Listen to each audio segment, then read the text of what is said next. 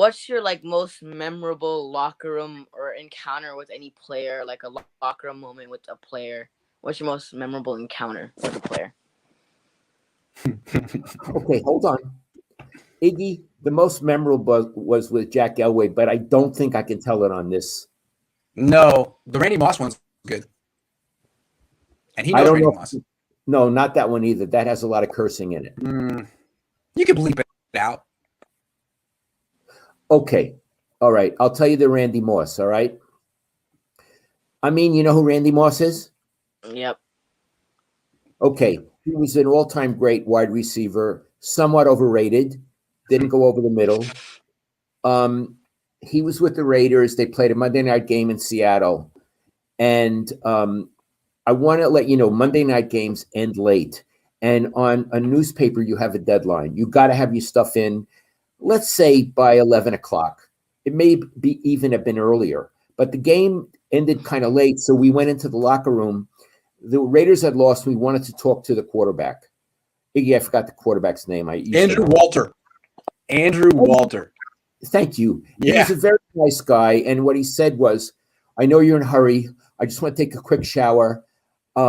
Give me a minute. And he was very polite. And he said, I'll be out in a minute. I won't hold you up. Yeah. So there were a whole bunch of us waiting by Andrew Walter's locker. I want to say, let's say 10 writers in the Bay Area. Now, Randy Moss comes out of the shower and he's just has a towel around his waist. And his locker was way far away from Andrew Walter's. There was no reason for him to come over to us. But he came over anyway, and he said, the media, I ain't talking to the media. And I mean, it burned me up. I was nervous about making my deadline. I was waiting on Andrew Walter. And here this guy comes to pick a fight for no reason. So I said, it's okay that you don't want to talk to the media because we don't want to talk to you.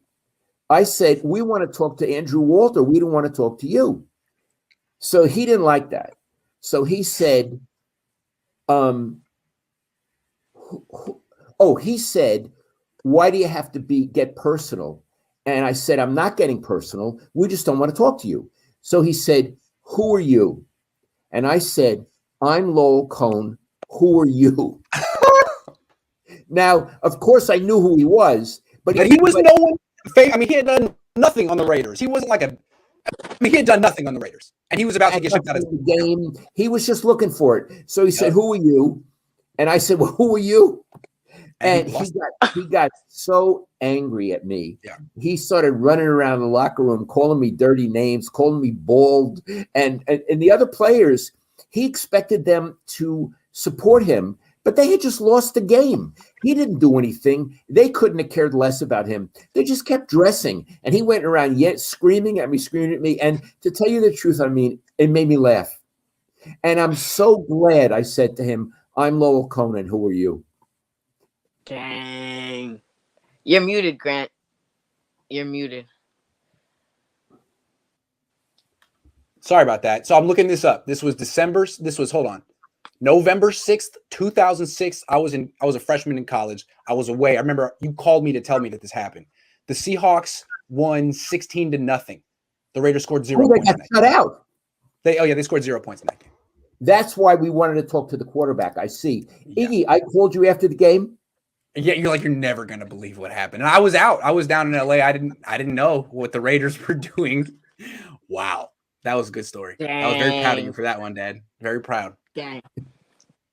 Man, your dad It's a dang. has guts, man. Your dad said that to Randy Moss, Hall of Fame wide receiver. And the thing people don't know about my dad, like he would do it without flinching. It's not like he would get nervous. His heart rate wouldn't go up. He was made for those tense verbal interactions, and I've never seen any coach or athlete who could hold his own with my dad. I've seen him fail. I've seen him try. I've seen him try. Seen him fail. That's Michael Crabtree. Michael Crabtree. I mean, this was a lot of fun, man. Thanks for putting this together. Thank you guys for joining me. I had an amazing time, and it was an honor and privilege to sit down with your dad, your legendary dad.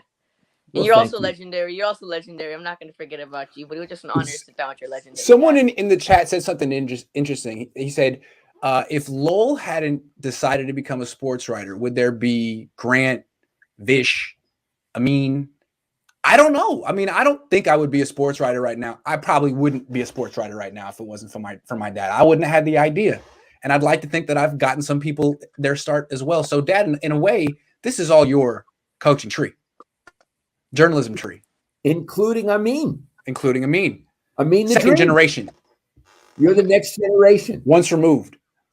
I'm trying, you know. You're doing great, man.